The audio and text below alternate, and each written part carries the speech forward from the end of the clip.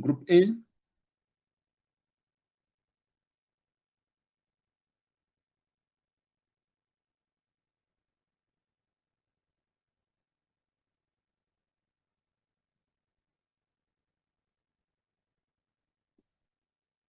And the groups. What are the names?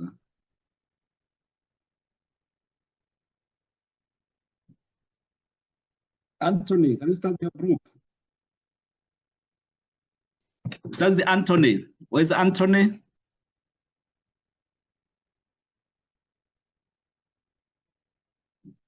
Anthony, I want to see where you are so that I can give you the right.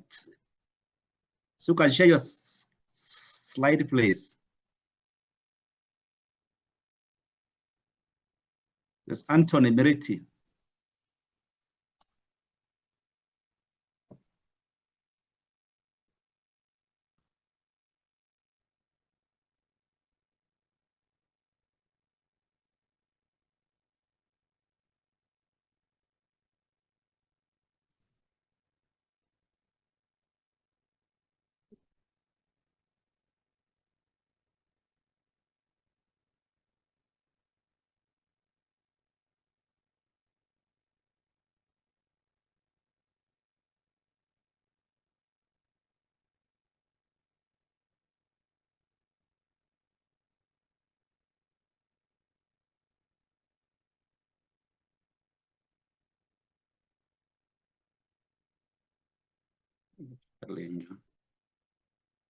Shadrach.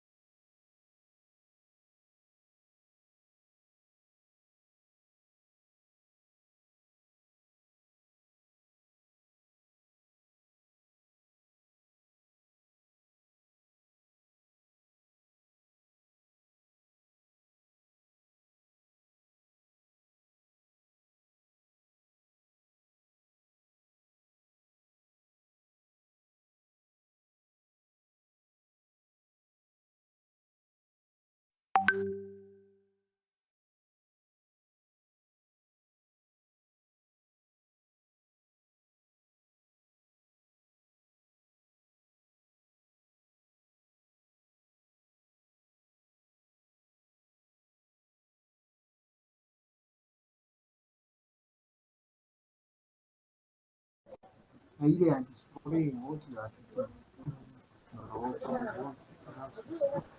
yeye alikwambia nini? Maana yeye alikwambia leo ndio sasa yako ni gonjwa mpaka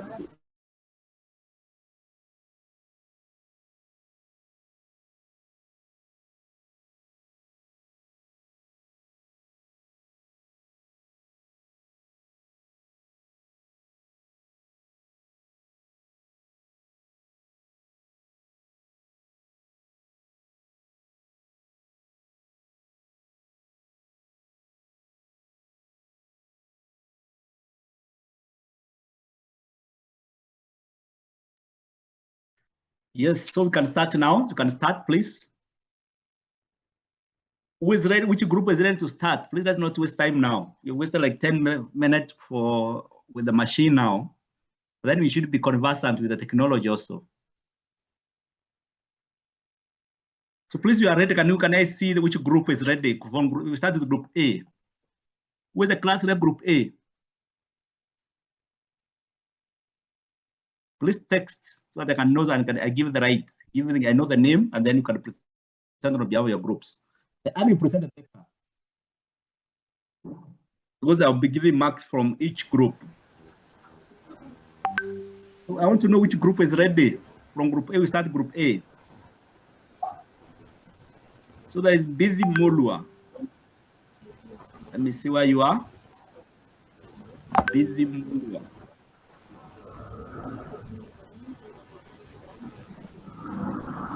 Mulwa, you can share your screen now. All right. Can you hear me? Yes. You can now share. Where there's share, you can share the screen. Just open it and then you do sharing. Right. I don't know the noise. Continue. Pardon? I wish to continue. The electricity is lost in our side, so I will not use my laptop. I will use my phone. But can you share with your phone? Yeah. Yeah, you can share. All right. Just send me the prompt. This? Send me the prompt. The what? The prompt of sharing. No, it's there. I've promoted you to be the panelist. I cannot see it. Just do it again, kind. Oh, I've seen it. Okay. You can share your screen now.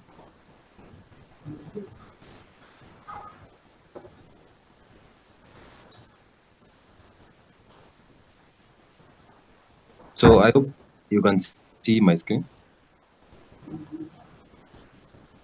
Let me share.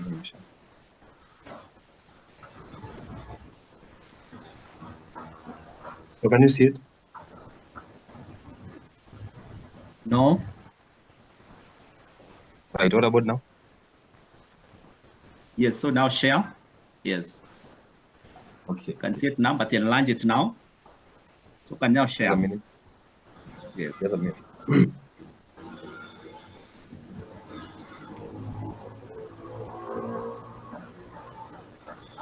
Well, this is chemistry. Eh? I've seen it. No. Just a minute. Okay. My laptop has gone off. There's no electricity in our side.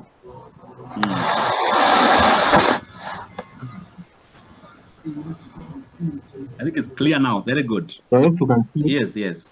So you can All start. right. So now I'll be tackling education in USA. That is the history, philosophy, culture, curriculum, financing, administration, teacher education, innovations, and challenges. Of course, I'm not alone. We are 10 members in the group. Yes. So if I continue, I'll give another chance to Douglas. Yeah, that would be good. All right. So now, history of education in USA, colonial period. That is in 1600s to 1776. Basically, not that it was informal. It was informal and it was older. Certain as Sect Act. That is 1647. Then now, in 19th century, common school was started by what we call Erasmus. A normal school, high schools, etc. They were started in 19th century because this one just the education, the history of education in USA. Also, there was a compulsory education, that is the late 19th century, whereby there were free public books or maybe free public schools in USA. And then later, because we are from 1600s, then we went ahead to 19th century, and then now we are in 20th century. So 20th century, they began what we call progressive education by a man called Brown V. Board. That was in 1954, 20th century. I hope you all know what a century means. I don't know if they can chat. I don't know if they can respond to that, but you can just continue. Yeah, if you have any question from the group, can be chatting, then I will be ready for them. Yeah, they can ask you, and then I'll try to answer. Yeah, they can put in the chat Q&A, please. All right. Okay, go on. You're doing well. All right. So now we are going directly to educational philosophy in USA, United States of America.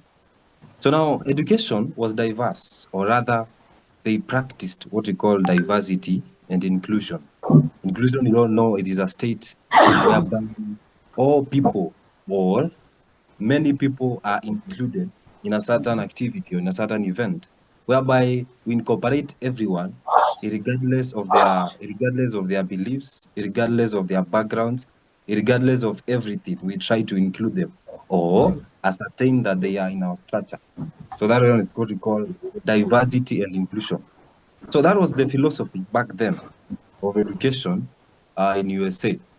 In this structure of diversity and inclusion, they strive, or rather, they aimed at serving varied needs and backgrounds in USA. As you all know, USA is one of the biggest influencer of African countries and also Asian countries as a continent. And therefore, this structure of diversity and inclusion was a philosophy. And actually, I believe still now, it is a philosophy. All right. So now, basically, we go to constructivism. Constructivism, as we all learned in our last semester, I believe everyone participated in the theory of constructivism. It was also an educational philosophy, or rather, it was practiced as a philosophy in USA, whereby learning was through experience and collaboration. Constructivism is usually created by constructivists. Constructivists are people who come up with constructivism, or rather, they perpetuate constructivism. And therefore, this one was a discipline in the USA in those times. Therefore, next, we look at critical thinking and creativity. I believe we are all CBC teachers, and one of the core and major, attribute of CBC is creativity and critical thinking. Later, I saw in the unit of instructional technology, we shall tackle the 5 C's and also the 7 C's that are very essential in CBE. Nowadays is CBE. And two of them actually are critical thinking and creativity. Critical thinking and creativity. So that one was a philosophy in USA back then that you can try to compare, because you're learning comparative education. You can try to compare what was their philosophy and now what is our philosophy with regards to them. What can we copy? What can we adapt? What can we change? What can we, try to incorporate in our educational system? And actually, this one is one of our key takeaway: critical thinking and creativity. And then for lastly, but not least, because these ones are few, we have the main note, but we cannot incorporate everything in a slide. There is what we call holistic development. Holistic comes from the word whole. Whole means everything, the integral of everything. Holistic. So when you have holistic development, this is what I mean, that their philosophy was incorporating social, emotional, physical, and academic discipline in their education. So now I'll go next to system of education. If there are no questions, I believe Dr. Bari, I think there are no questions. Doctor? Dr. Bari, can you hear me? All right. Council So called now, Anthony Jewel. Do you have known you now? You are the one who is using anonymous every time. So I'm going to deal with you now, Anthony. You'll be the one next to present. You're always using anonymous, so I've known it's you. Anthony. All right. Okay. All right, let me continue. So now, the system of education, because in every discipline and also in every country, there must be a system of something. A system is what drives, what is the core and main drive of education in USA. And therefore, this one is divided into 5 segments. There is what we call early childhood, that is from 0 to 5. And by the way, before early childhood, we usually have what we call the alpha phase. The alpha phase, those of you who don't know, this is prior or preceding birth or before birth. Before birth, there is nothing that happens as far as education is concerned of the children. But now, that one is that's why we are not incorporating this in this academia or system of education, and therefore we ought to begin with early childhood, that is from 0 to 5 years. And in this case, many of the concerned people, they are just applying what we call play-based learning. Play-based learning. They play, and while they are playing, they were learning. They were interacting with their peers and learning from 0 to 5 years. And actually, this is what happens even now. Sometimes, when you are playing, from 0 to 5, you learn a lot. You learn language and basic kinesthetic skills. Kinesthetic comes from the word kinetic. Kinetic means motion. So you learn many things, to do work, you know. And then therefore we go to next one, that is elementary. I believe there was an error there in our slides. We shall correct it later. Elementary should not be, early childhood should be 0 to maybe 3, and from 3 to 5 should be elementary. And therefore, this one is the foundation of literacy. Foundation of literacy. Literacy means speech-induced learning, whereby you start developing skills of speaking, you know, literacy levels, writing, speaking, just basically. And therefore, that was their system in USA. From 3 to 5, I believe, it is the foundation of literacy level. And then there's what we call numeracy and also sciences. Sciences began early in those academia with regards to USA, and not as our case in Africa. Therefore, also we have middle school from 6 to 8. That is where we have specialization and transition, where they choose their subject. And we also have high school 9 to 12. They just required, you know, the required subject that they specialize in, and then they add now the elective. And also we have diploma. And therefore, proceeding forward, we have post-secondary. That is colleges, universities, and vocational programs. And I believe you all know colleges, not all colleges are universities, but all universities are colleges. There's a certain lecturer who told us yesterday that, quote, that all universities are colleges, but not all colleges are universities. So I didn't understand. Maybe one person in physical class can try to explain that. Now we go to curriculum. The curriculum in USA began very early and incorporated early childhood. That is play, literacy, and motor skills. And also, it incorporated the elementary. In elementary, we had core subjects. That is English, mathematics, science, and social studies. And also, we had art, physical education, that is PE, and technology. In the middle school, we had cores, that is the English, math, science, and social studies, and also plus electives, what you choose, language, art, and technology. And then now proceed to high school. As regards to the curriculum, there was advanced mathematics and also science and also US history. And this one is very important, the US history. As you can see, US incorporates history in high school. Their history in high school. That's why they have a very nice moral as a country, because they have incorporated their history in high school. And therefore, every learner that comes out as a final product must adapt or must have the US history. All right. Then there's what we call AP and also vocational training. Now, in high school, there were liberal arts, those are arts that are incorporated in terms of maybe architecture and STEM also, that is science, technology, and mathematics, and also professional fields. Now, I'm proceeding with teacher education. Teachers began their training initially, that is initial training, bachelor's degree, and pedagogy, that is teaching method, and also child development. Certification. Teachers received a certificate through a state exam. I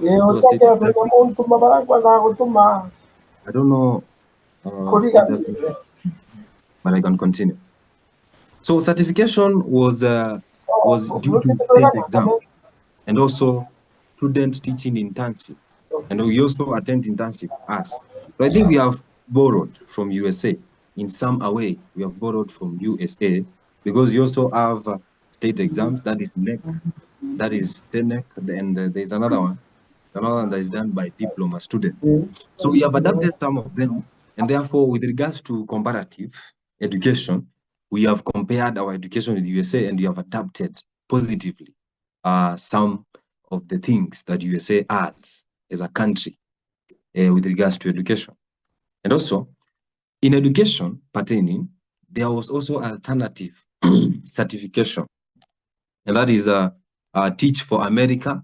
These are just disciplines that these are just like side courses that you should have when you are a teacher, or rather when you are doing anything pertaining to education in USA. Then there's what you call accelerated programs that you do when you are going with your course. And I believe we have some in Kenya with regards to TSC. And now there is continuous professional development. That is what we call CPD in USA, whereby teachers are trained ongoing or continuously, and they are given policy updates. And by the way, according to CBE, that is competency-based education right now, there's something that you are told by our lecturer, that is Dr. Rachel, about something that is changing in CBC that was there. And actually now it is CBE. So therefore, I can see this one was also incorporated in USA. And therefore, I think we have compared our education system with USA, and we have tried to take, some of the activities to us as a country. Now, where was education getting finance from? Number one, through public funding, that is local, state, and federal. Federal, this is with regards to the national government, or rather property taxes, that are levied on citizens. There was also federal programs. There was Title I. Those people with low income. And therefore, there was IDEA. That was special education. There was also private schools, tuition, donations, scholarship, and vouchers. And then high school or other higher education, for example, like us, in those times of USA, they got loans, they got grants, they got scholarship, and they got tuition varies. And by the way, as I was saying, because we are learning comparative education, we can see, because in USA, they adapted all these disciplines. And also they are in us, as Kenya, as a country, because we usually get loans and usually get grants. We usually get scholarship also, and also tuition fee. So I can see as a country, Kenya, we have adapted to the education system of USA. Now I'll go fast because I've taken a lot of time. There's educational administration. So how was education administered? Number one, through local school districts. That is budget, staffing, and curriculum. The district was doing budgets. It was also performing what we call staffing, giving staff members, and also presenting the curriculum. State agencies, they usually, in those times, they usually perpetuated the standards. They usually, done the funding, the certification, that is giving away of certificates, and also accountability.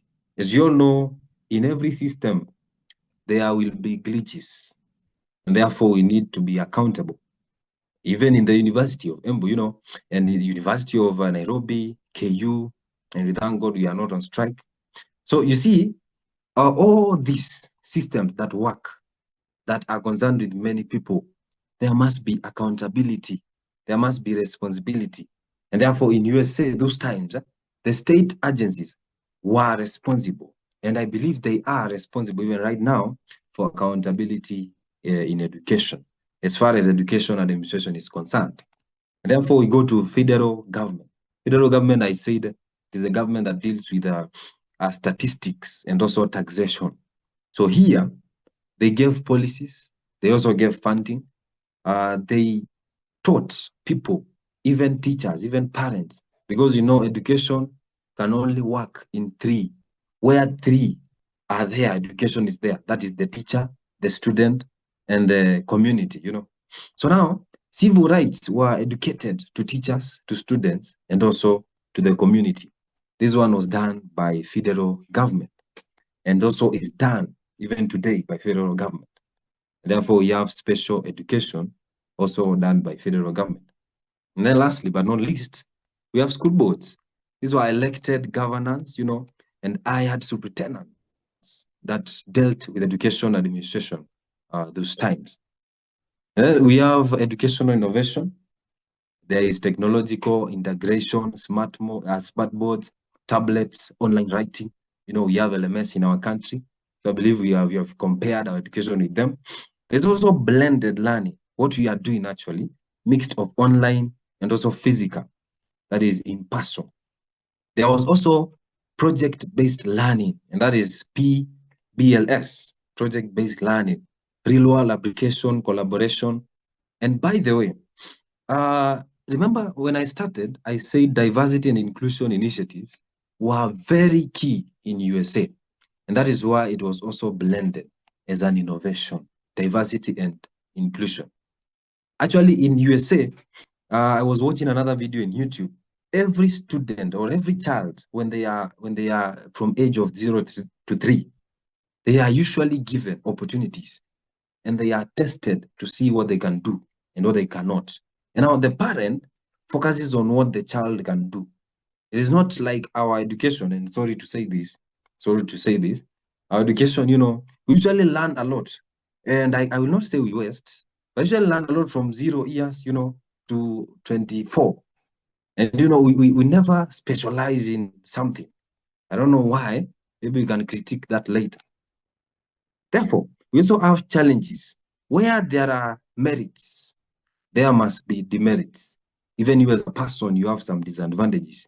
It is, you know, it is not a bad thing. You know, it is not a curse. It is normal. So now challenges and, you know, conclusion, as I'm going to conclude right now, there were disparities in funding because we all know it was concerned with many people in the state, that is administration. And also there was what we call achievement gaps. You see, one of the marginalized area achieves this area does not achieve, and therefore that was a challenge in USA. Number 2, there was what we call standardized testing debates. Debates were very rampant, and actually they are very rampant in USA with regards to education. Is this education helping? How are children being tested? How is it helping them in life? You know, is there specialization, etc. There are also charter schools. Charter schools, you all know what they are. And there was the issue of autonomy. If I had time, I could have explained autonomy because this issue actually is affecting JS schools, even as we are speaking right now. Autonomy. They were saying the other day in news that they need autonomy, but rather they need to be recognized as an institution alone. Hawahitaji hao walimu wa primary kukaa staff room now. I don't know why, but they were requesting the government to give them autonomy, or rather they function as a unit. I don't know if it is possible or if it will be done or if it is advantageous or disadvantageous. I'll leave you to critique. Therefore, we also have higher education, student debts. They are accumulating actually. As you all know, in 2023, there was an issue of students not paying loans because they did not have money and jobs. So this was an issue in USA also, and it is an issue in USA also. So to my conclusion, as I finish, of course, this one was a summary. If you wish, I could send the full notes that we have as a group. But in my conclusion, I could say education in USA is inclusive. It is innovative. There is global influential in USA, but equity challenges remain even till now. So who shall correct these challenges? Are we the one or who is it? Thank you. May God bless you.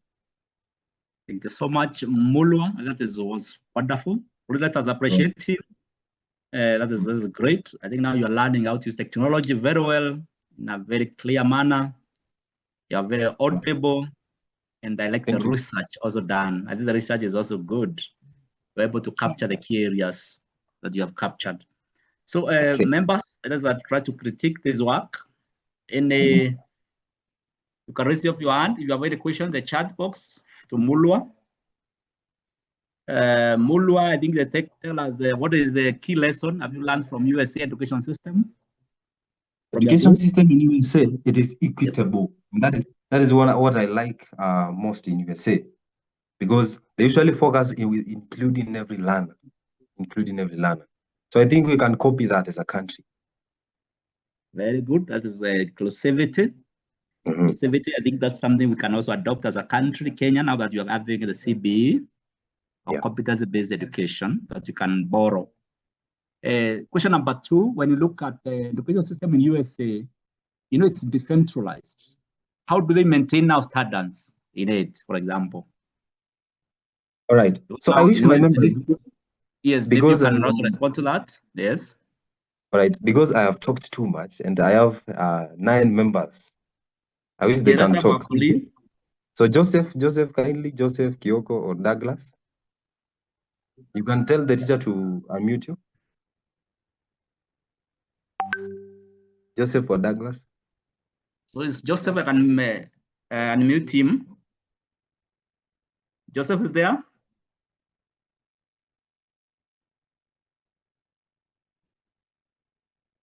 It's called Joseph who? Joseph Odagwa. Joseph Odagwa, you need to respond to that. How do the USA maintain standards? How do they maintain uniformity now that the education system is decentralized?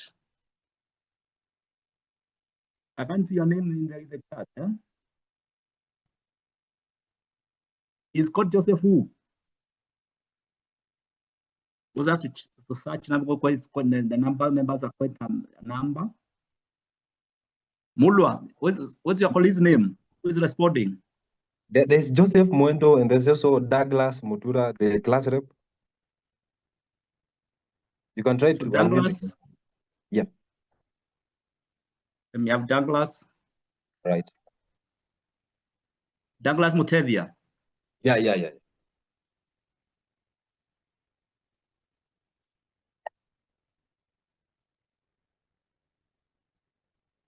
So Mutevia, you cannot talk. I've promoted you as panelist now. In class, eh? We get it. Douglas, we're waiting for you. Eco class. Yes, Douglas, you can now talk. Okay, so how United States has switch one machine, don't use 2 machines, please. Make sure you use one so that you can reduce the echo. Yes. Right. So how it have maintained uniformity, number 1 is through state control, but common principles. So each state controls its schools, but most follow similar grade structures. Yeah. So the state or USA education, it has common principles that guide maybe the control of schools. Number 2, there is federal involvement. Laws like elementary and secondary education, for example, that of Act 1965, and No Child Left Behind 2001, pushed all states toward common accountability. So number 3 of how it maintains uniformity is through standardized setting. For example, the way we have standardized setting in Kenya through examinations like KCPE, KCSE, KPSEA, like now a new mode of education. So tests such as SAT, ACT, NAP, that is National Assessment of Education Progress, provide nationwide benchmarks. Number 4, common core state standards. Common state standards, a major step where most states adopted the same learning standard in math and English. So we have the same, they have the same standard. Yeah. Then number 5 is through curriculum frameworks. Accreditation bodies ensure schools and universities meet minimum standard. Then the last one, because of time, I will share maybe textbooks and learning materials. Big states like California and Texas influence textbook publishers. So thank you. Thank you very much. That is very good. Let us appreciate Douglas, and that is extremely well. It's really given the key areas. Well, that's the question that really disturbs many people. When the education system is decentralized, then you realize we have some challenges, especially in maintaining the standards, in maintaining the uniformity, the quality. And they have mechanisms. Of course, they put in place for every state. And the policies are put in place by the federal government, as the national government. And every state to be able to follow up those standards, including recruitment, including entry level or entry behavior of learners, and even any level of education. So they are federal, the curriculum is also standardized. So in everywhere they follow the same curriculum, materials are also the same. That's such an input. Because you don't be just told to just describe things. You have to actually apply some thinking a little bit, including when you are giving some analysis on this. Then the question number three is, what are some of the advantages of decentralization of education? Because realize USA education system is decentralized. So what do you think are some of the advantages, for example, of that decentralization? You can have another member in the group so that you can go to the next group now. So what are some of the advantages of decentralization? All right, Doctor, you can try to unmute Elizabeth Ruiti. So it's a member, okay? Yeah, I think they are in the same area. So let's let mute Elizabeth, okay? Which one? So you can tell us what are some of the advantages of the same, so that we can move fast, and then we also learn, all of us, because I think Doctor, yes, because they are in the same area, they can use the phone of Douglas. Huh? yeah, maybe they can walk. Okay. Yeah, so Douglas, you can give them your phone. So please go on. Because of time, please let's go on. Then move very fast to another country now. This group 8 is saying is ready for education system in Britain. Okay, just a minute. Or I can just. Yes, please, let's move fast. Yeah. Okay, let me just handle it because I can see they are not maybe available. Okay, you can go on. All right, so this decentralization from the word D. You know, centralization itself means acting from a central point.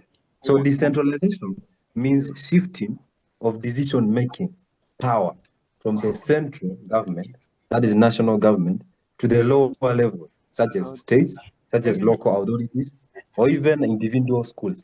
And therefore, this is practiced in USA, whereby decisions are not made entirely by the national government, or rather they are channeled to the lower states and local authorities. So what are the advantages of decentralization in USA? So number one, if we can just mention a few, is that communities, parents, and teachers have a choice or have a voice in how schools run. And therefore, it is inclusive. In short, it is inclusive. Number two, there's what we call flexibility. Schools can adjust teaching to meet the local needs, to meet the culture, to meet the economy. As you all know, when schools that are marginalized are given the opportunity to make decisions, this system becomes flexible, therefore accommodating the local needs and the culture of the people. Therefore, number two advantage is flexibility. As I said, number one is local control. Number two, it's flexibility. Number three, accountability. If education is decentralized, it means that the state shall be more accountable because local schools board are elected. So they must ensure that parents and the community adhere to the state rules, or rather adhere to the regulation to make education move forward. Therefore, there's what we call it enhances accountability. Enhances accountability. Number next, there's quick decision making. When education is decentralized, local authorities can solve problems faster than waiting for the national government to act. As you all know, even in Kenya, by the way, when education is a central thing in the government has too many procedures that take a lot of time. But when education is decentralized in Kenya, which is not actually has not happened to the maximum. In USA, when education is decentralized, decisions are made faster And this solves problems faster than waiting for the central national government to act. Therefore, I have so many, but I can just finish with this one. There's also better use of resources, or rather what we call enhances better utilization of resources. Because local leaders know that the community has priorities, so the funds are directed where they are needed. And that is very important, by the way. Funds are directed where they are needed. Where they are not needed, they are not directed. For example, in the charter schools, in the big schools or private ones, funds are not directed there because I think they are better off with the funds that they have. But now there's this marginalized areas where the funds can be directed to. And therefore, decentralization becomes a key factor or a very major issue as far as education is concerned. Therefore, as I conclude, decentralization makes education more responsive, more democratic, and more adaptable to local needs. Thank you. Very good. Very good, Mulwa. That is quite comprehensive. I think you have nailed it all. And one of the key, that's now it makes you reflect something about the education system. And we've seen the kind of responsiveness that is there, especially the stakeholders. Stakeholders include here that the local school boards are directly elected and accountable to parents and community members, for example, over there. And this one will allow faster and more direct adaptation, of course, to the local needs. So that people are able to adapt easily because they're able to relate with what is happening. And stakeholders are also very much involved. Unlike if it's centralized, where it's just controlled from it can be difficult. US is also big land. There's also innovation that is there, as you have talked about it. We are talking about district in America and the schools. They are free to experiment their new instructional methods. There's a lot of democracy, technology, even governance, how they manage the institutions. So it also allows innovation. There's a lot of freedom for learners, for teachers to innovate, even new ways of teaching, new ways of even addressing different problems or challenges they could be facing. Remember, challenges could be there, but they could be regional challenges.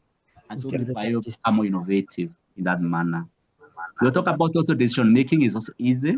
Quick decision making, for example, on matters on budgeting, emergency. We talk about emergency responses.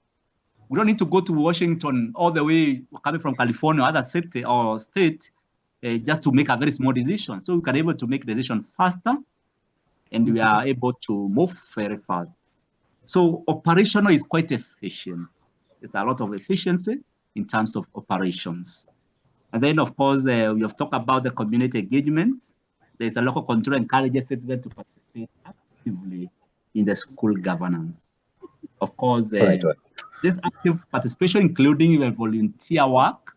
So when parents can come to school, do something for the school, assist the school, their schools could be in need of something, financial support. So they have some sense of, ownership of, especially over the public schools. I want you to look at that. So the assignment I'll give you, you can now discuss the disadvantages. What are some of the cons of decentralizing of education? And you can also borrow those lessons and you see, what can we do now in our country? For example, if we decentralized. Remember in Kenya, we have decentralized the ECD.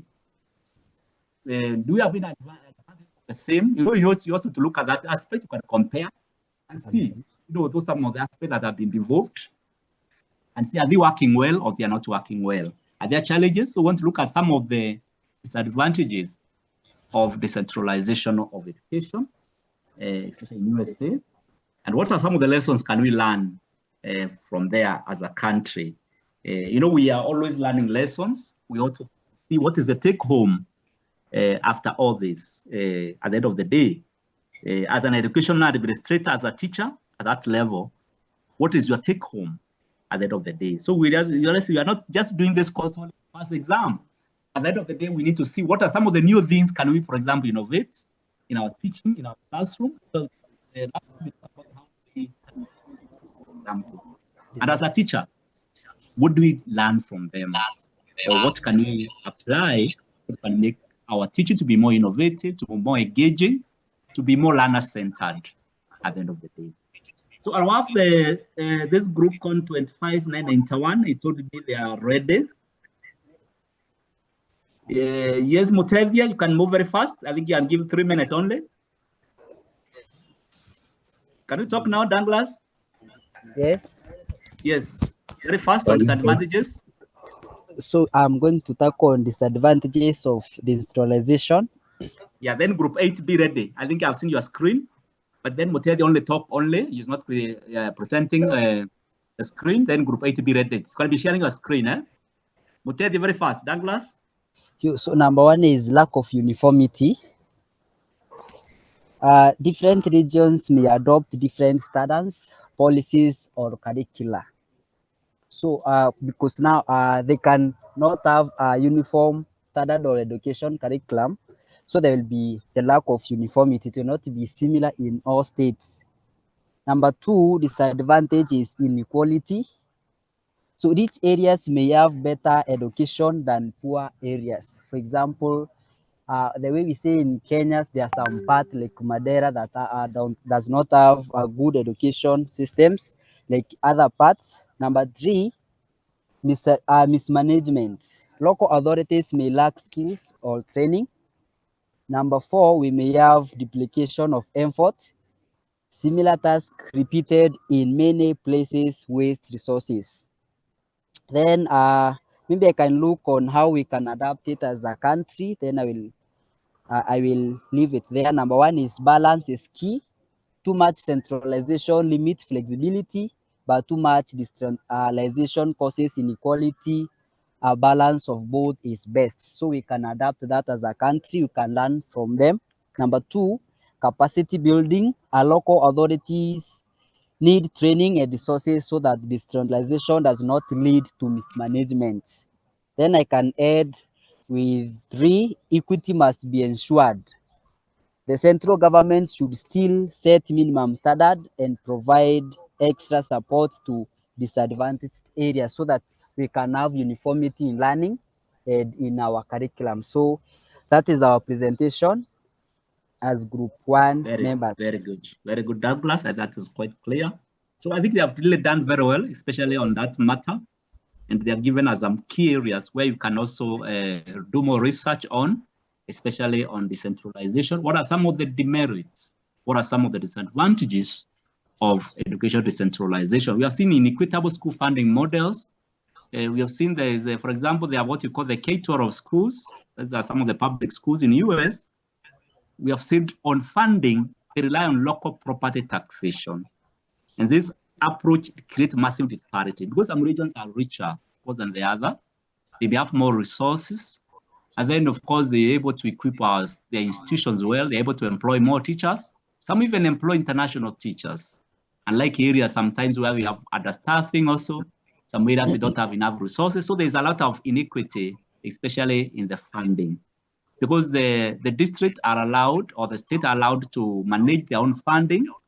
And so this one also, we have some areas where teachers are paid more, especially those in a high income district, especially the major cities in USA, cities like Washington, cities like New York, Chicago, and others. And we see others also struggling. The national government comes in, now the federal government persists. But of course, there's a lot of disparities on that. Also, the high cost of education, especially university education in US, is also very high. And you know, US has got the education system is the highest globally, especially in US. You do a degree there, even if you're doing education, you may do with a lot of millions of shillings. And so many learners from low economic areas sometimes are left with a lot of loan debt. They have a lot of debt crisis. And this becomes very difficult for them, especially when they graduate, instead of starting a job, because they have to pay. Because not everybody got scholarship, of course. So these are some of the challenges.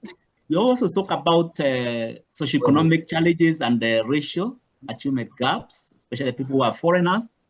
In like some exams they have done international texts, some of them are not performed well, especially from low income and minority background. They lack some resources that are there. We have also have challenges like teacher shortages and inadequate compensation of the even teachers, even they retire. So those are some of the key challenges that we look at.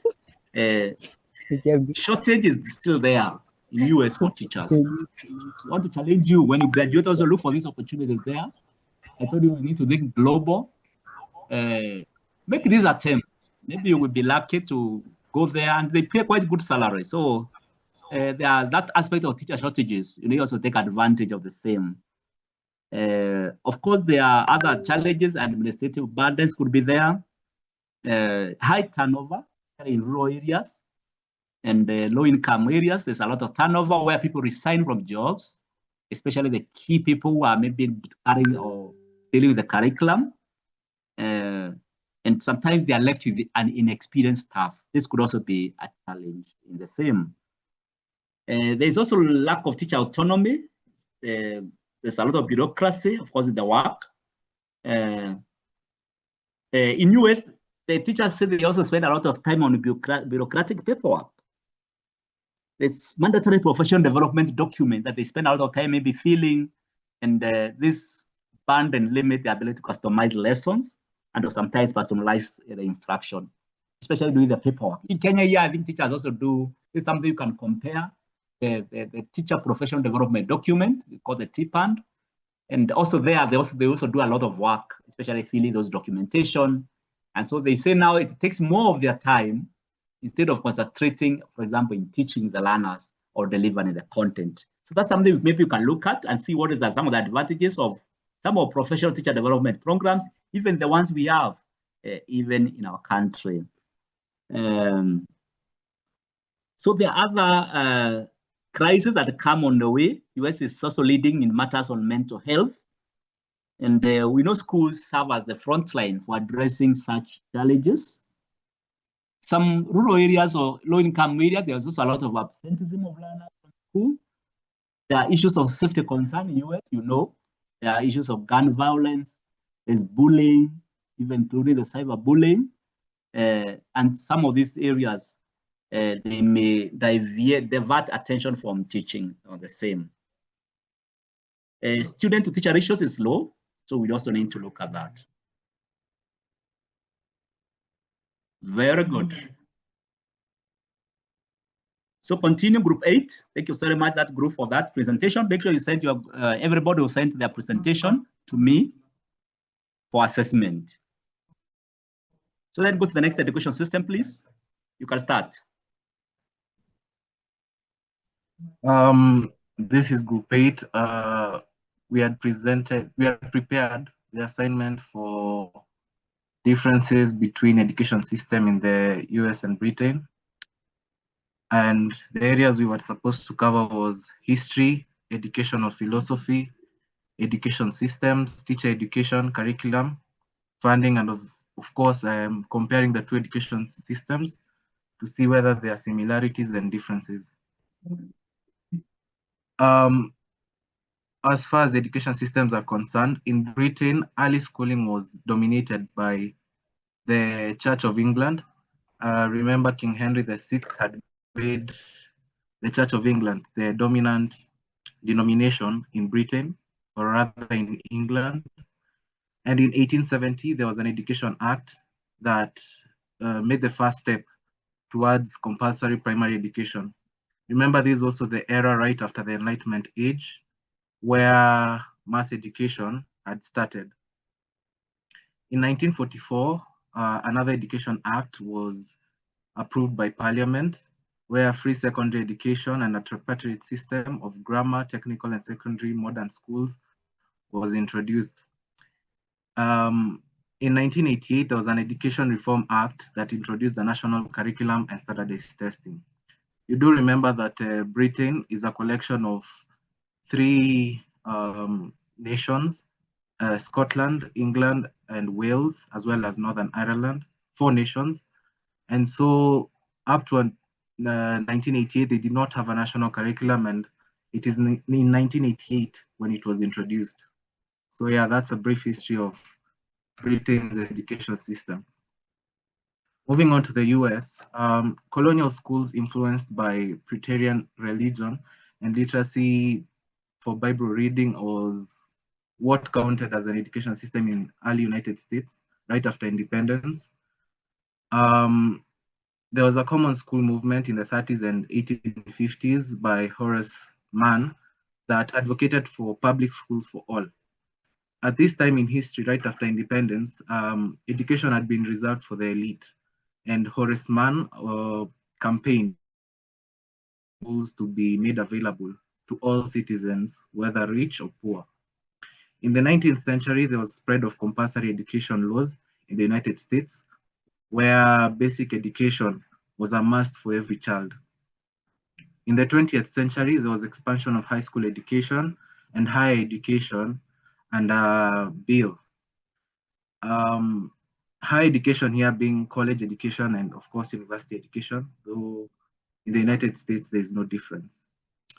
There was a civil rights movement led by Martin Luther King, and it advocated for ending of segregation, where at that time you'd find schools, there are schools for white people and schools for black people, and the civil rights movement advocated for that to end. And of course it did under the governments of Richard Nixon and under the governments of Richard Nixon and his predecessors and successors, the segregation law ended and black students could go to white schools and the same for white students. Under recent decades, standardized reform acts have been made to ensure that no learner has been left behind.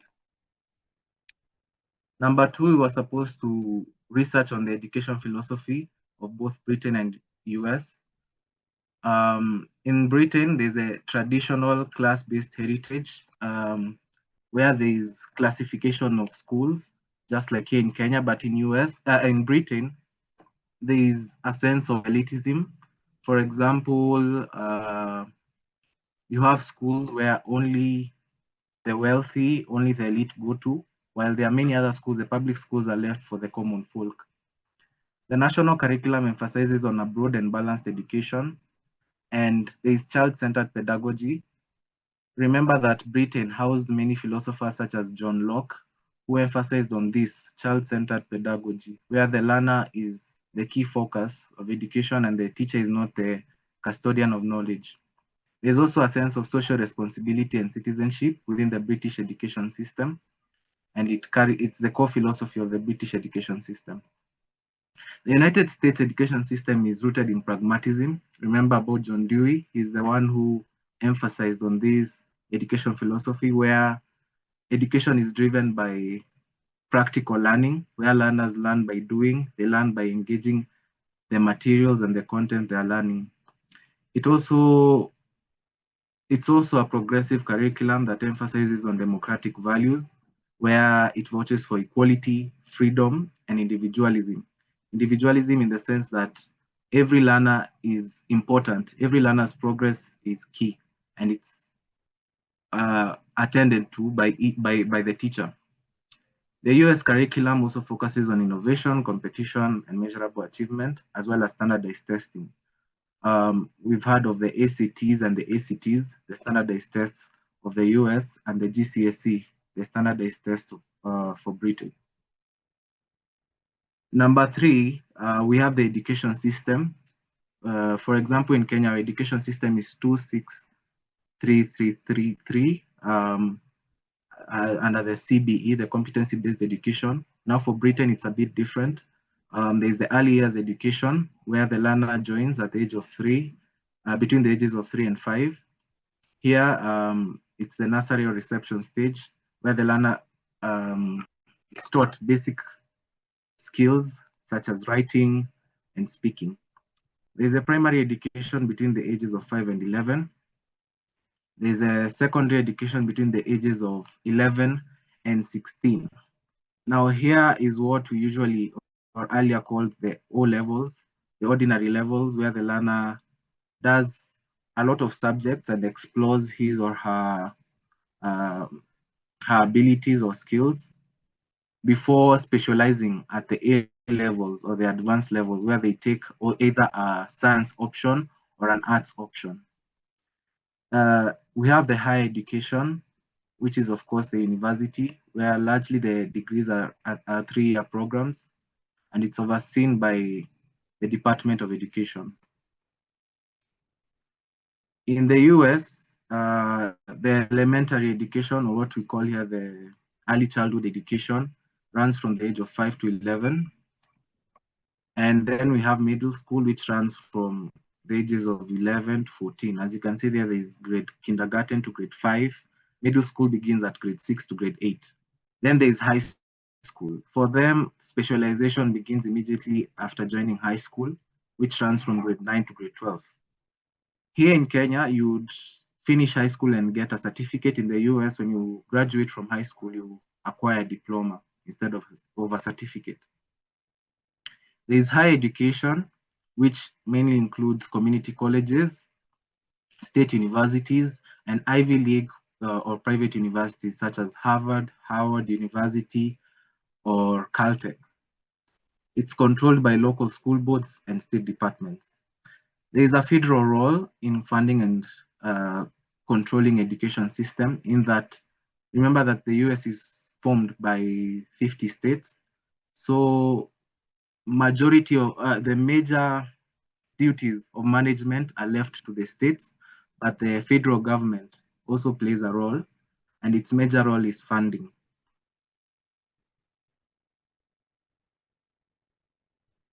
On to teacher education.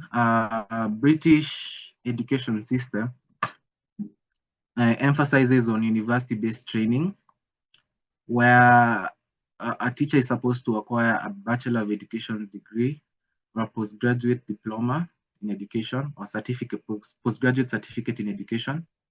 They must also earn qualified teacher status. For example, here in Kenya, once you graduate, you're supposed to be certified by TSC before entering a classroom. There's also the alternative of teaching first, then being certified while being on the job. Though again, it's not as common as someone first acquiring a degree and then getting satisfied. There's continuous professional development, as is in every country. In the US, it's the same. A bachelor's degree must be acquired before, or a teacher preparation program. You must pass state certification or licensure exams. And of course, there must be ongoing professional development. That's a requirement for every career. When it comes to the curriculum, Britain has a national curriculum. As we said before, it was established in 1988. And the core subjects are mathematics, English, and science, as well as the foundation subjects, which a learner is left to choose.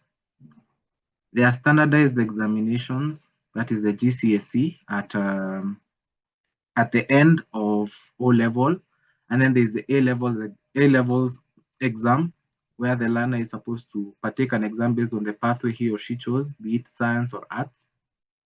There's of course a balance between academic and vocational tracks.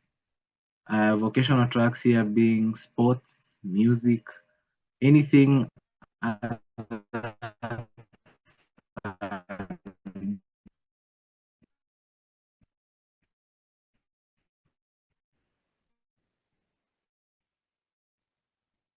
anything that does not require theoretical or reading books.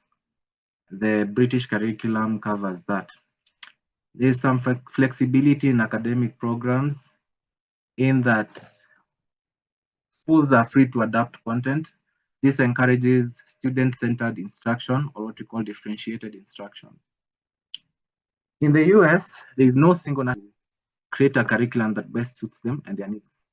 There's a common state standards adopted by many states, and of course, there are those national standardized examinations such as the ACT and ACT exams.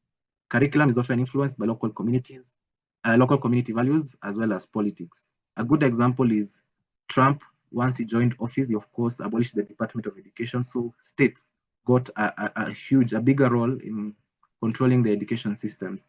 as compared to when Democrats are in power, where the federal government has a huge stake as far as education management is concerned. When it comes to funding, the British government funds their education system, and the funds come from government taxation. The local authorities are the ones that distribute funds to schools. This is of course different from Kenya, whereby the Ministry of Education is the one in charge of distributing funds to school. There are also additional streams such as private schools, tuition fees in higher education.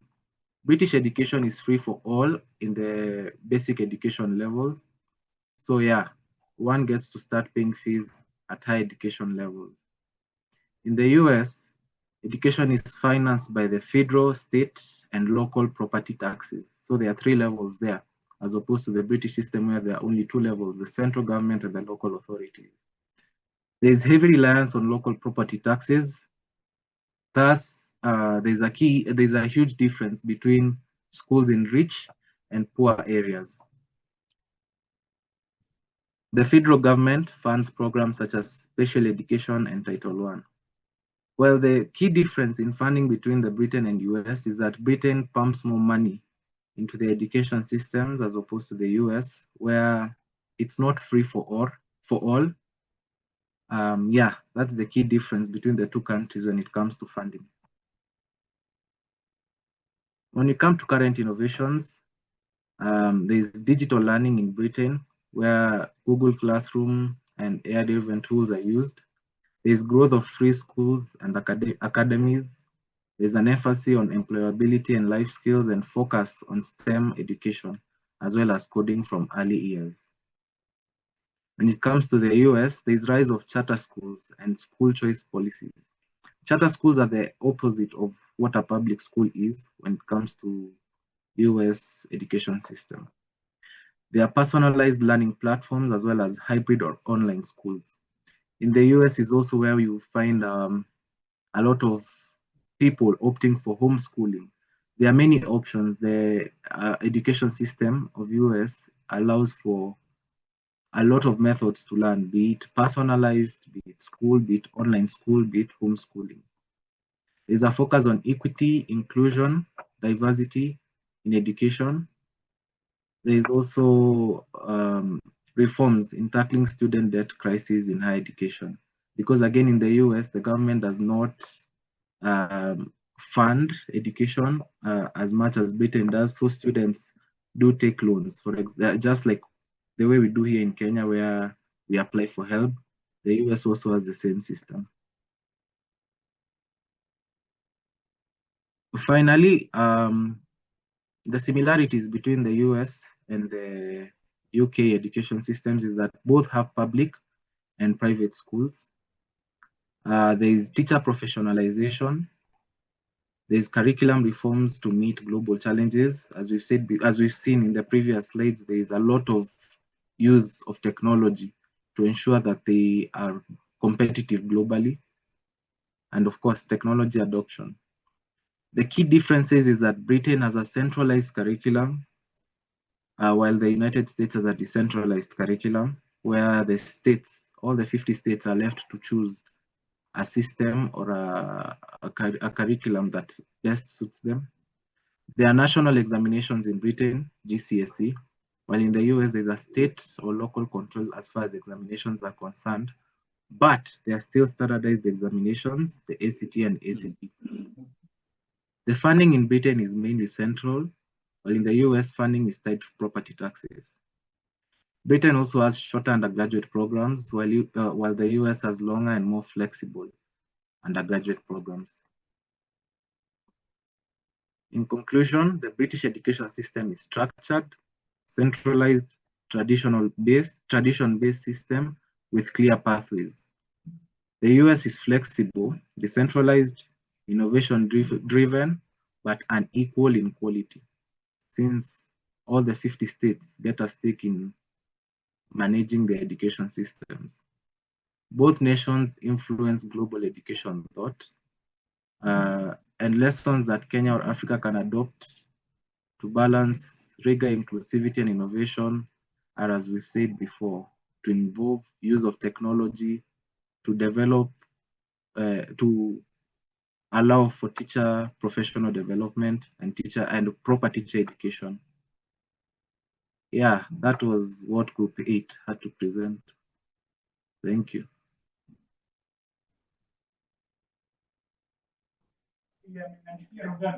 Thank you so much. What is your name? Oh, sorry. My name is Clifford. Clifford Moremi. Yeah. Clifford, eh? Yeah, good. That is very good. Clifford, I think you are praised a new way. That is the comparison and analysis. I thought was very good. Let's appreciate Clifford and the group. And then, I think you have any question for them. Maybe you can have two more. We are still today dealing with the presentation for UK and Britain. Which group is ready?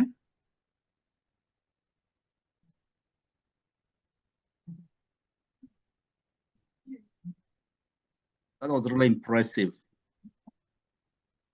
So make sure you always presentation. So don't hide the knowledge, but our bank or some of the things we have come up with. That was very good, Moremi, Clifford.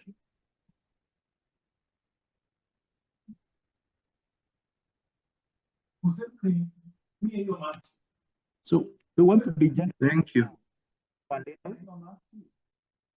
Maybe it can be gender sensitive also. Any lady for any group we're representing. Which group is that?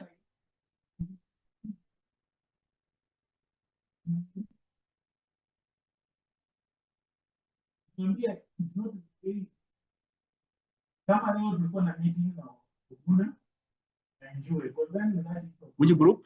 Gasheri. So group 5. So let me give you the rights. 26864.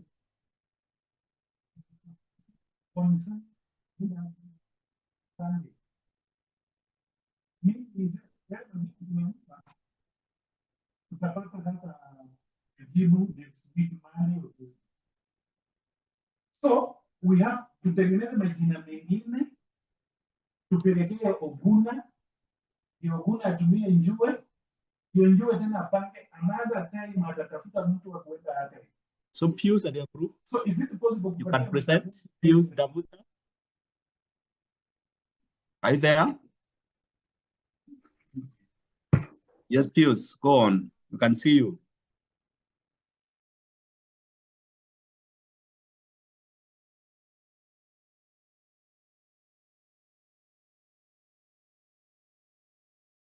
Yes, I've joined.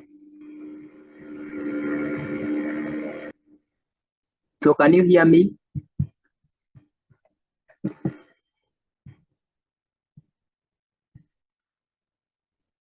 Share your screen. You can't see your screen. You're only seeing your image. Okay, in a few. Yes, please. We are waiting. Please hurry up because of time.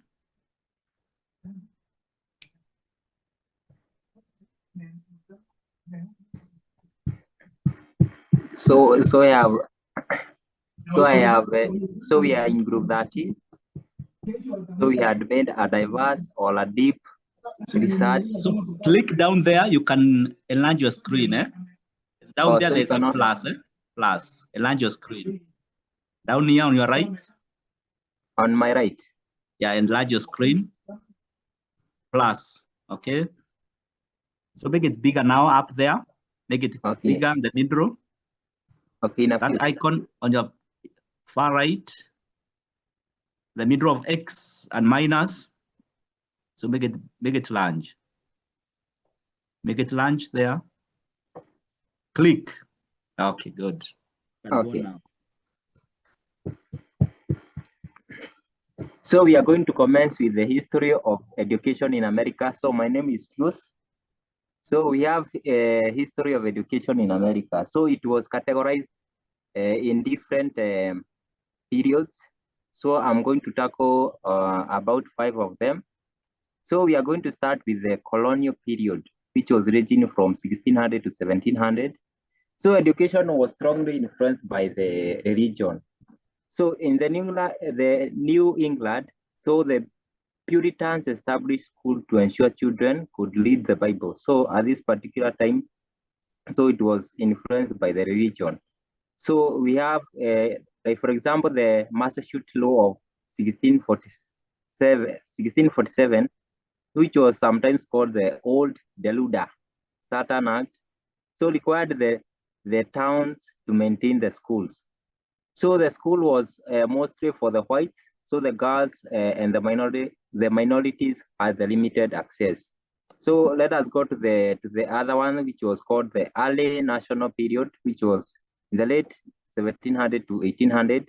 So after the independence, the leaders like Thomas Jefferson and the Benjamin Rush so emphasized the public education to create informed citizens for the democracy. So the education started moving from the purely religious purpose to the civic and the practical aims. So the academies and the private schools became more common, but access was still unequal, as you can be able to compare with the other period. So at least this was a bit better off. So let us go to the third one, which was common, the period of the common school movement, which was led by Horace Mann in Massachusetts. So this one advocated for free tax-supported public school for all the children, regardless of their class. So the goal of this period, it was to provide an equal opportunity and promote social unity. So the standard curriculum and graded classes and trained teachers, so that teachers were trained. So if I can compare, it was just a normal school which was developed. So let us go to the late 19th century, which was called the industrialization era. So this was the growth of the cities.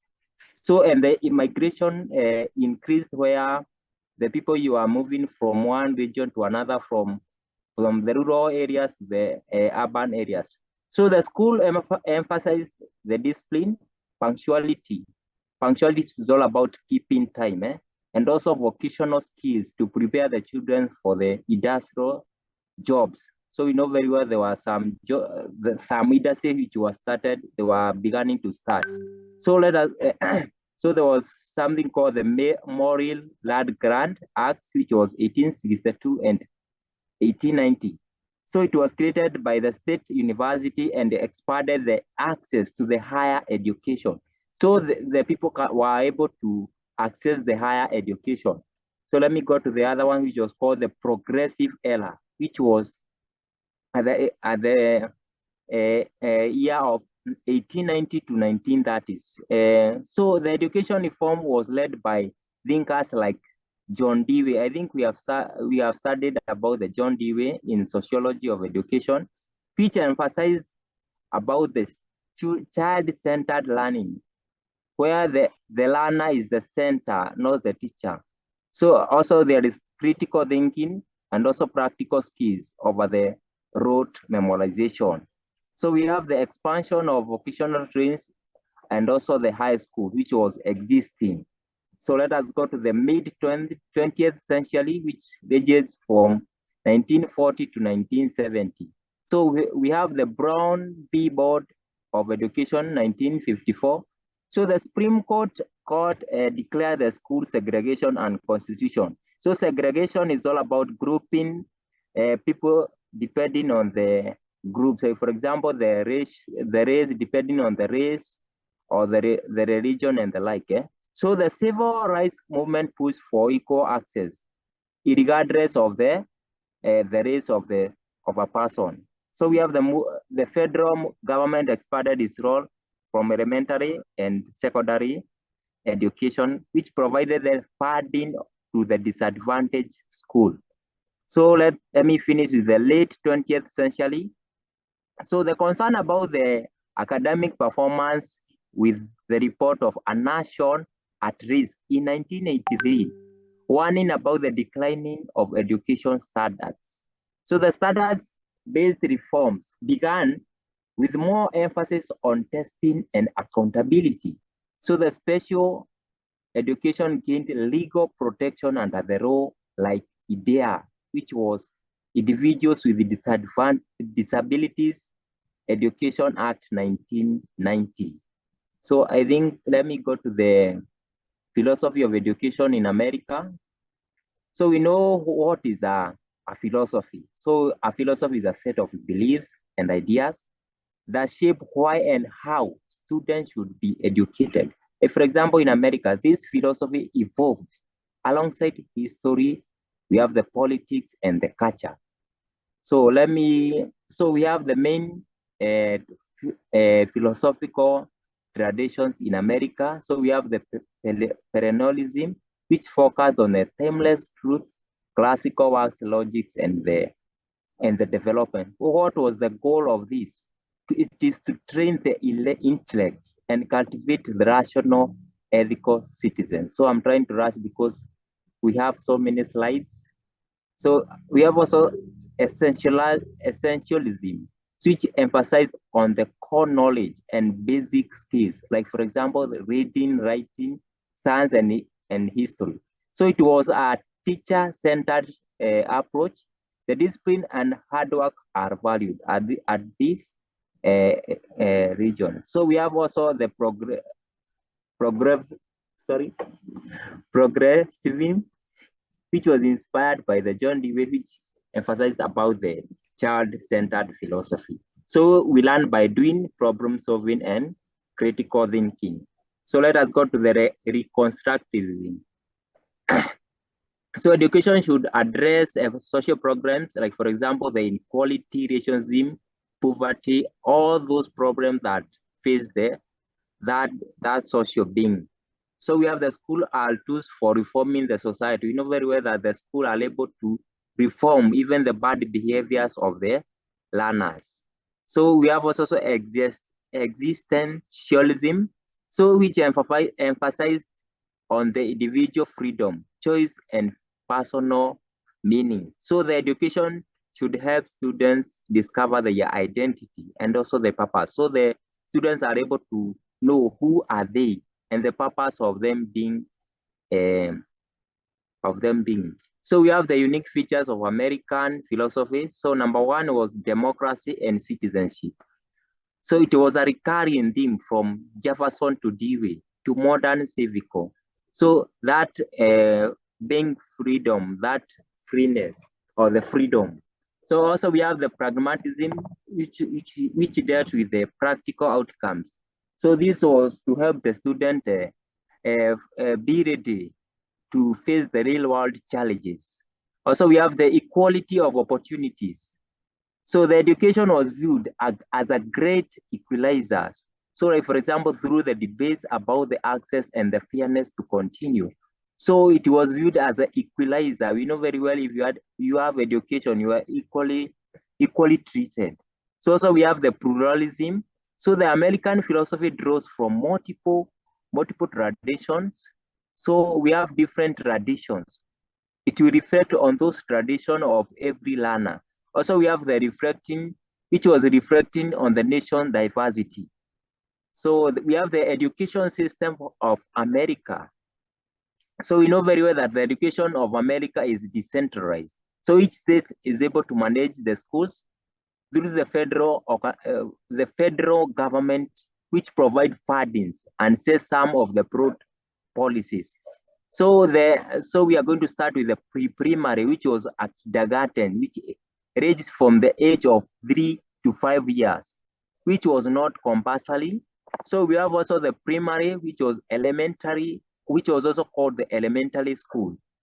From grades K to grade 5, which was ranging from the age of 5 years to 11 years. Also, we have the secondary or the middle or the high school, which was ranging from the grade 6 to grade 12 at the age of 11 to 18 years. Also, we have the post-secondary or the higher education, like for example, the the colleges, the universities, the community colleges, and the vocational schools. So we can do them in details. So we have the early childhood education, which include the preschool or the kindergarten, which just focus on the social or the emotional, the social and the emotional and basic academic skills, which was not mandatory in all the states. So this is where we have the nursery school and the like, or the kindergarten. So also we have the elementary school, which was ranging from grade K to 5. So they had their core subject, which was reading, writing, math, science, and social studies. So the students usually have one main teacher. I think most of you have experienced this. Like for example, you are from grade 1 up to grade 3 when you are learning. So also we have the middle school and the junior high, which was from grade 6 to 8. So the transition stage between the elementary and the high school, which was the transition stage. So you are able to move from the elementary school to the high school. So the students move between the classes with subject specialized teachers. For example, if we are doing the physics and the like. So also we have the high school, which was compulsory in most states until at least the age of 16. So if upon you reach at the age of 16 years, you are qualified to go to high school.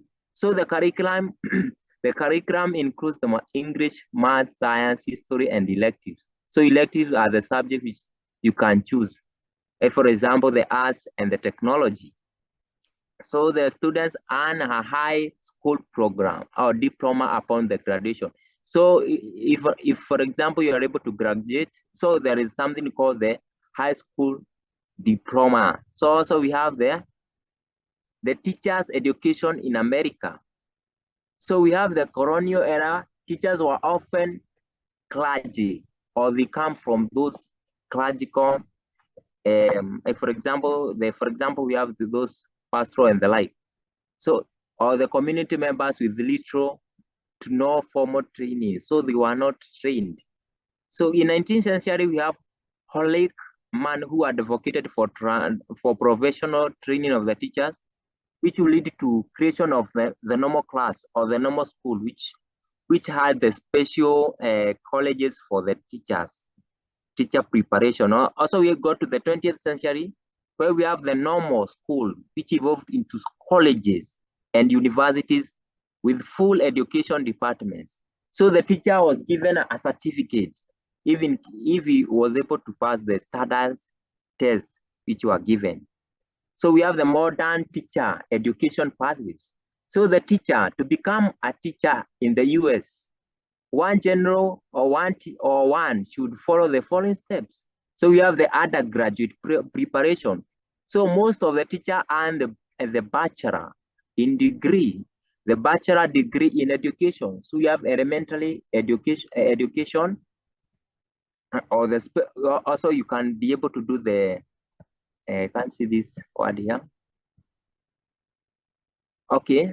Also, you can also acquire the special education. For example, the one that can be dealing with the students with special needs. So also we have the teacher preparation programs, which integrated into bachelor or post-bachelor studies, which required supervised student teaching or the practicum in the real classroom. For example, that we do when we reach the third year. Yeah. So let me go to the next. Also, there is certification or licensure. So each state requirement, which was each state's requirement, but common elements include. So we have the completion of accredited teacher preparation.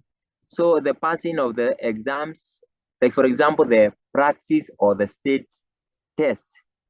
So also we have the graduate pathways. So some enter the teaching with a degree in another field, like for example, the Masters of Arts, which was called the MAT, or alternative certification programs. So many teachers they were to pursue the graduate studies, which was called the Master of Education, or MED, ED.D or the PhD career advancement. So I think I have many slides. So I can go to the curriculum. So we know what is a curriculum. So this is a set of subjects, learning, experience, and activities which are planned. Yes. Just move. So lecturer, I have more than, yes. Summarize just very fast. Or let me summarize because I have many slides. Yeah? Very so fast. the funding of education in America is done by the federal system. So education is primarily funded and managed at the state and the local levels, not by the national government. Okay. So I think that is an overview of the funding. So you can be able to look for the local funding. We have the local fundings and the like. So also we have the state funding, which was coming from the states. And also we have the federal funding. Around 10% of the K or the 12 K to 12 budget is funded by the federal funding. So the higher education funding is also funded, like for example, by the states. And also we have the tuition fee. And also we have some grants which are given by the federal grants. So the current innovation we have, for example, we are going to start with the technology-driven innovation. So they can be using the apps and the ebooks or the online resources, like for example, the Zoom that we are using, like for example now. And also we have the AI, like for example, the ChatGPT that we use by the most of us. And also we have the gamification. Gamification, like for example, we use game-like features, which are able to increase the motivation of the learners. We have the personalized, I think there are many. So concerning that, and also we have the innovation of inequity and access. So there is something of inclusivity in education. So more resources for students with disabilities and English languages are given. Also, we have the OER. So that is the open education resources. So we have the rethinking of the assessment. We move from the only standardized to, like for example, using of the presentation and the portfolios to the digital assessments. So we have the higher innovation, like for example, online degrees and MOOCs. Also, we have the social and learning, or the SEL, the teaching empathy, or the resilience, how we can be able to teach our learners on how they can be able to resolve the conflict if it arises. So should I progress with the British education, sir, because I have many slides? Yes, finish them very fast. Okay, so we have the history. I think I also dealt with the history. So we have the medieval and the early modern period. So the education was largely for the elite. We know very well the elite. Those people call themselves the nobles. So the later grammar schools, which were often funded by the churches on the charities, educated the boys from the wealthier families. But also we can see that the education for the girls also here was limited. So we have the 19th century, we have the rise of mass education. So the industrialization revolution, where we talked about the urbanization and the like. So it increased the literacy and the skilled workers. Or we have the also Elementary Act, which made basic education available to children at the age of 15 to 13 years there. Also, we have the 20th century, we have towards the universal schooling.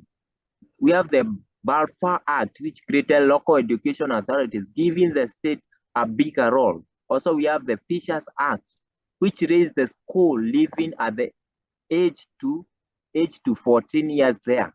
And also we have Education Act, which also called the BALTA, which was a landmark reform, which brought about the free education for all. Also, we got to the post-wars, which was the movement, comprehensive school, which was non-selective, mixed ability, where they were not be able to be selected or being differentiated from one another. So they also expanded the creation of the polytechnics and the like. Also, we have the late 20s, which brought about the standardization and testing. So we have the 21st century where we are now. So the expansion of academics, and also they also given the free school. The state was able to fund and also give more independence for the local authorities to be able to supervise the education.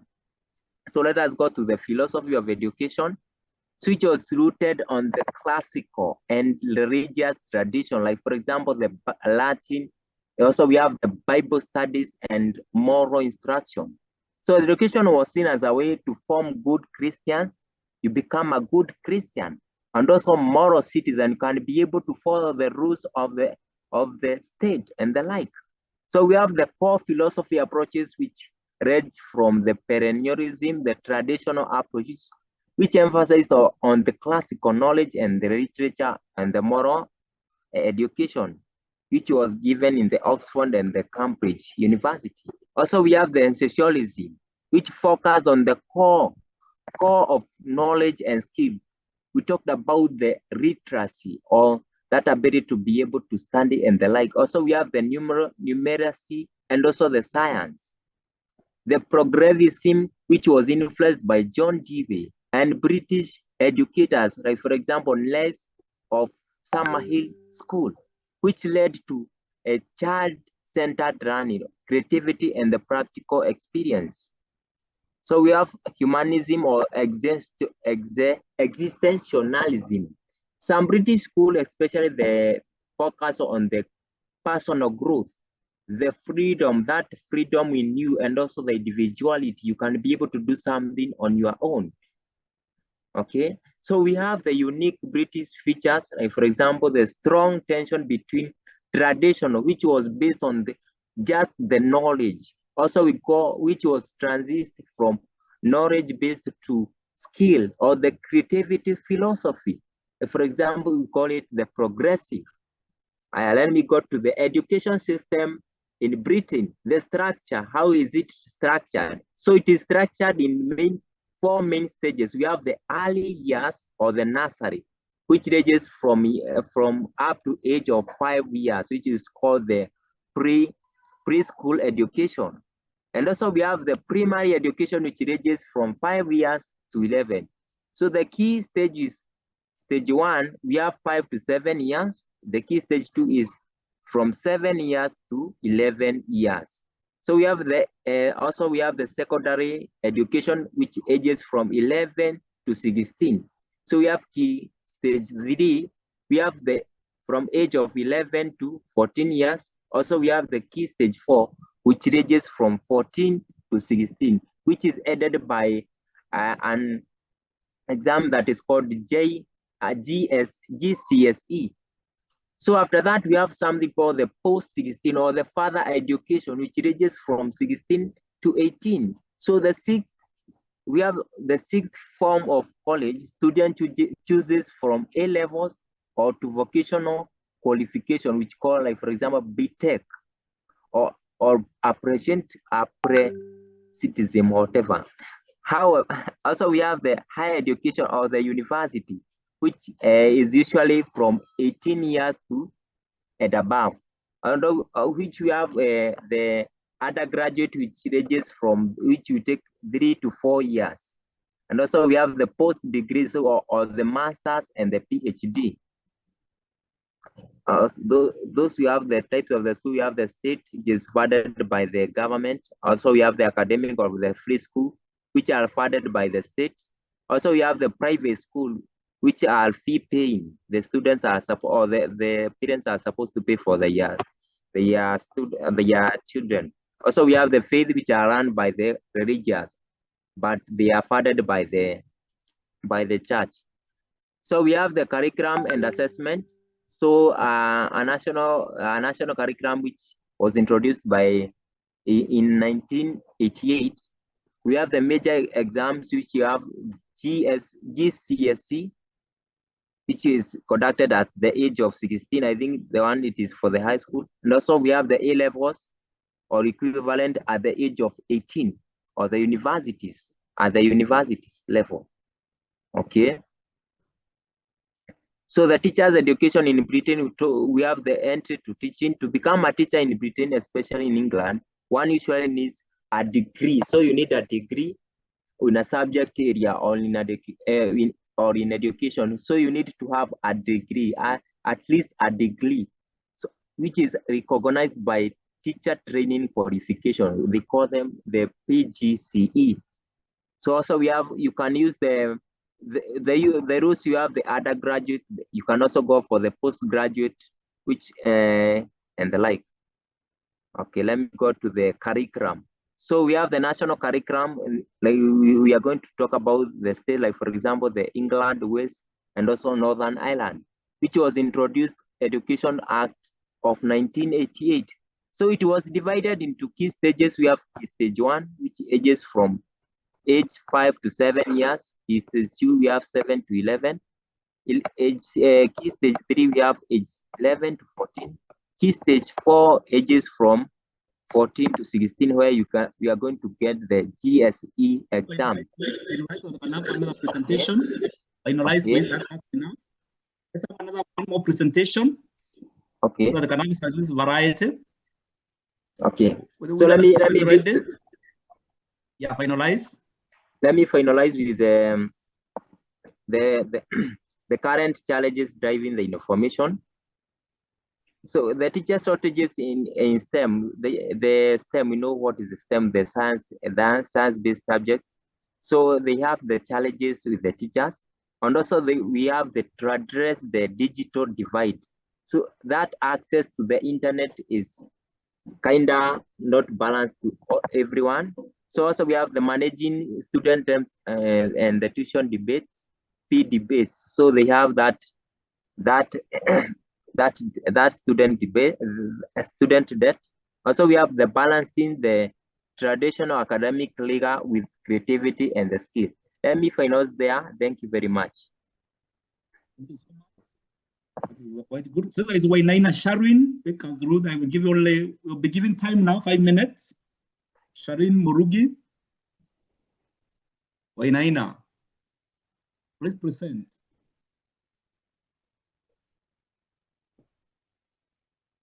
Join as panelists. Very fast, 5 minutes each group now, not more than 10. So if you don't use your time properly, I'll cut it short. Maximum 7 minutes. So Wainaina, please make it very easy.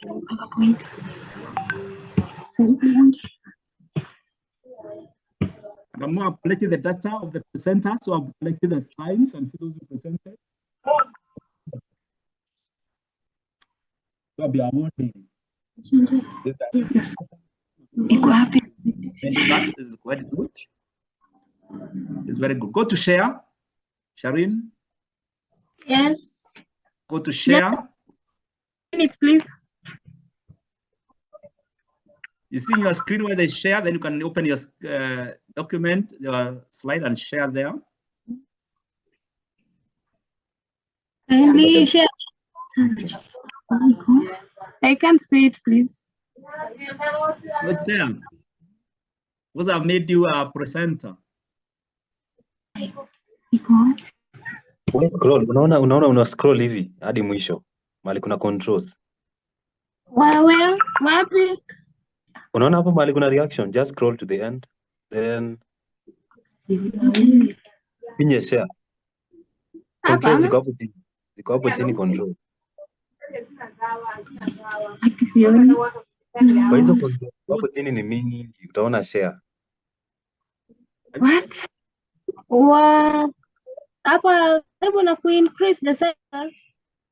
Mahali kuna share, tunaona share after reactions.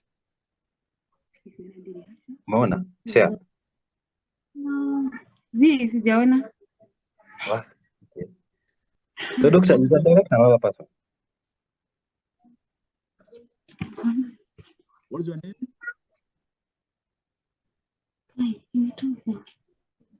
Imetoka. Unaweza ambia another person to present, eh? Let's not waste time, because now it's 2 minutes wasted. Yeah. Jamila can present. Who is Jamila? Jamila Onea Wando. Just unmute. Give me the name. Jamila Onea Wando.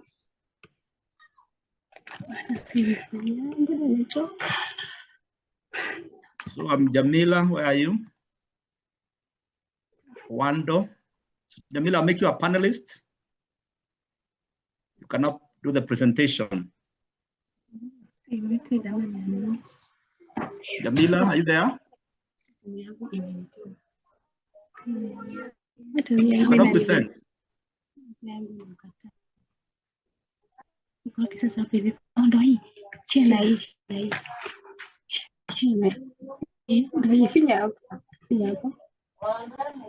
You need to learn how to use technology. This is one of the things that.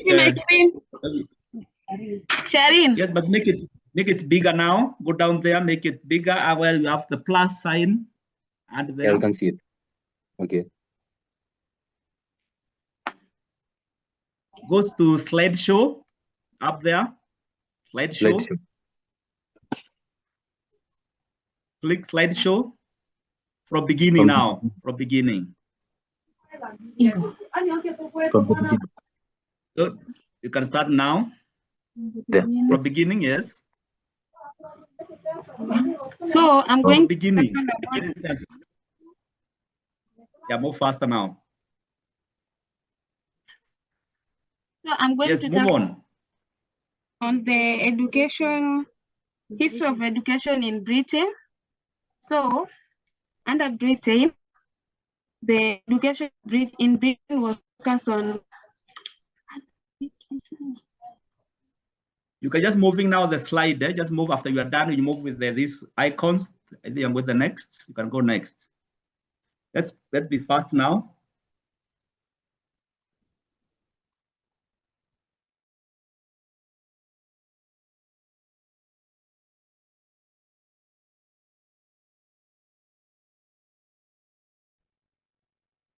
I'm waiting for you.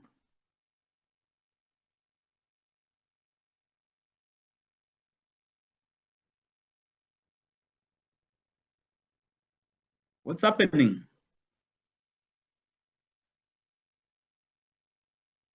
Jamila, are you there? Are you lost?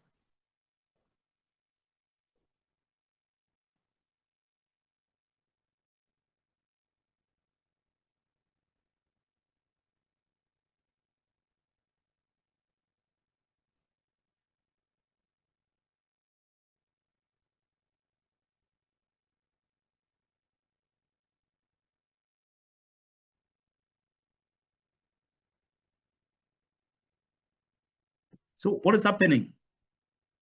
Can you share the screen, please? Or your network has disappeared?